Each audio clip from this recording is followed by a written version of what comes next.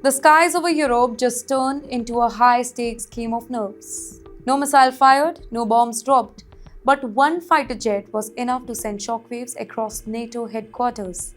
And this time it wasn't just flying close, it was about how that particular jet was flying and what it was carrying.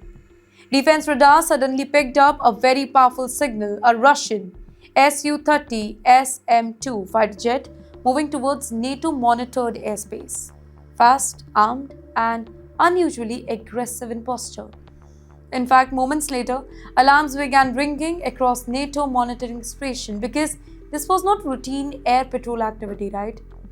Well, the aircraft was reportedly carrying live combat weapons. Two KH-31A supersonic anti-ship missiles, weapons that are designed to hunt and destroy naval warships at extremely high speed.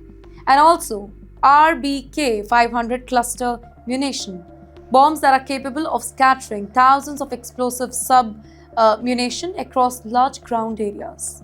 And ladies and gentlemen, in modern military signaling, flying armed near rival airspace is not just patrol, right? It is a statement.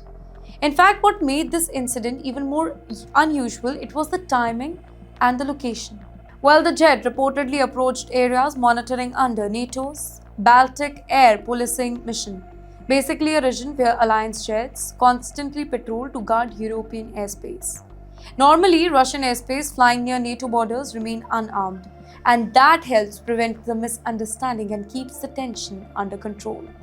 But this time the rules of caution appeared to vanish.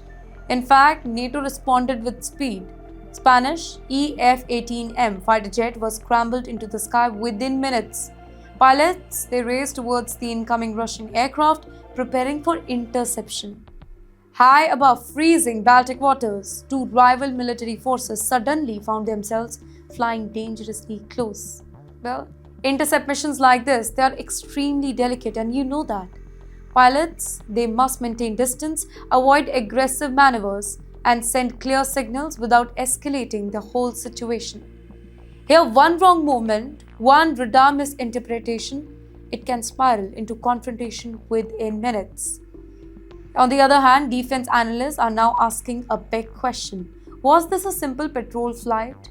Or was Moscow deliberately sending a warning message to NATO here?